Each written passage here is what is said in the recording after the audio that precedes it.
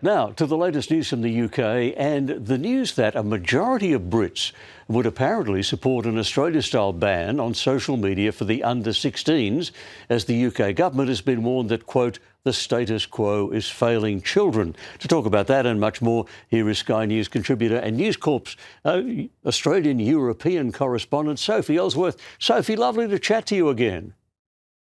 Lovely to be with you, Kel. Now, the jury is out on what it's going to do in Australia. This only happened here 3 weeks ago on the 10th of December, so we don't know if it's going to work or not. But I gather there's been a lot of talk about this in the UK. Has there been much publicity there?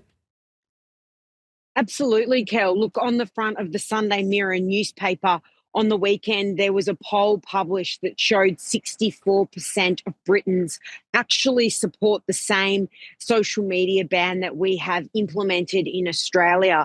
Now, Sir Keir Starmer has previously said that he has no plans to implement such ban. However, a government spokesperson has come out and repeatedly said that they are monitoring what we are doing in Australia on the social media ban for under 16s very closely.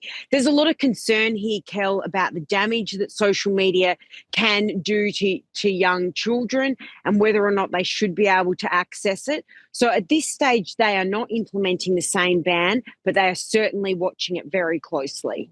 Let's turn to another story, because there's a fascinating and slightly confusing story about a man who has a dual British-Egyptian citizenship. He's been in jail in Egypt. Various British governments, Conservative and Labor, have been lobbying very hard to get him out again. He's now out, back with his family on Boxing Day. And then it turns out there are some very nasty anti-Semitic tweets in his history, so everyone is looking embarrassed about this. What's the story, Sophie? Well, that's right, Kel. There's been a furor that's erupted over here. And just on the front pages of the papers here today, we have the Daily Express saying furious Starmer refuses to deport Egyptian extremist.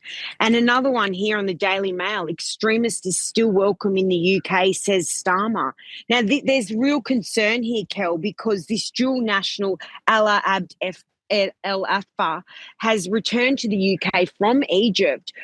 He was held over there for various things that he had said, apparently spreading fake news. He was locked up in Egypt, but he wanted to come here to Britain. His mother is a British national. And Sir Keir Starmer posted on social media the other day that he's now returned here and he's thrilled that he helped allow this.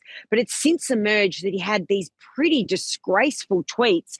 Some of them, Kel, I'll just read to you. But he said on them, he called Britons dogs and monkeys, and he called for all Zionists to be killed, and he boasted of hatred for white people. Now, these are appalling tweets that he says were misconstrued. I don't know how that could possibly be misconstrued, but now a debate has erupted. Should this man be allowed to reside here in Britain?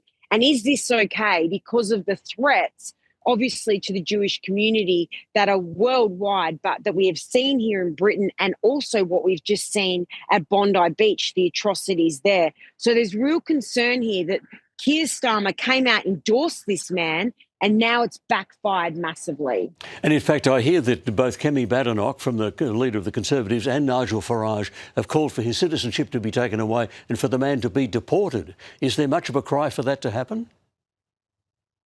There absolutely is, Kel. But look, it's a slippery slope. There's a lot of talkback radio here today saying, OK, so do we start trawling through everyone's social media and saying, should they be kicked out of the country or not? Not forgetting we had that mother from Nottingham, Lucy Connolly, who made that atrocious tweet about saying people should burn down migrant hotels. She was jailed for over a year for that tweet, despite the fact that she apologised and removed it very quickly. So this is a very slippery slope, Kel, but there is extreme concern that this man is back in Britain. The Prime Minister has endorsed him, and it's backfired on him massively. In fact, Sir Keir Starmer does have a bit of a reputation of being not good at reading the room, and he said, oh, the man's apologised. That should be enough. But clearly it's not enough, is it? Well, these are historical tweets, Kel. Some of them are from over a decade ago. But the fact is, they're atrocious what he wrote. And they were out there for a very long time. And there was concern over his social media. This is not a new thing. But when it was emerged that the Prime Minister decided to post on Twitter that this man is coming back to Britain, of course, all these old tweets are dug up, which are now deleted. And here goes the story. So whether he remains in Britain, there looks like there's an investigation into it, but this is not going away and a real own goal for the Labor government. Meanwhile, President Donald Trump has met with Volodymyr Zelensky again in Mar-a-Lago this time. And before that, he had a phone conversation with Putin. Now, Trump is saying, oh, yes, we're 95% of the way there to getting some sort of an agreement. There need to be security guarantees that need to be provided to Ukraine, which might involve European countries, so potentially the UK. Has there been any reaction in the UK to this latest round of meetings? Well, of course, it's been making headlines here, Kel, but it seems to be in the public here a bit of this, here we go again. There's another meeting. Trump is saying this war could end within weeks. We know that he's said several times the war would end very quickly once he got into office. That has not happened. So I think people are getting a little bit of fatigue with this. There is no doubt there is extreme concern about the ongoing war between Russia and Ukraine, but it seems like there is not going to be a possibility of this ending anytime soon. And obviously, Trump needs to have Putin on side, and Putin does not look like he's going to concede this war. So it looks like it's going to go on for some time yet. But there's no doubt the world is watching this very closely. If memory serves me correctly, Sophie, at one stage, both Emmanuel Macron and Keir Starmer said if there need to be troops with boots on the ground in Ukraine as some kind of international peacekeeping force, we will contribute troops. So could this end up actually being a practical issue that Britain is directly involved in?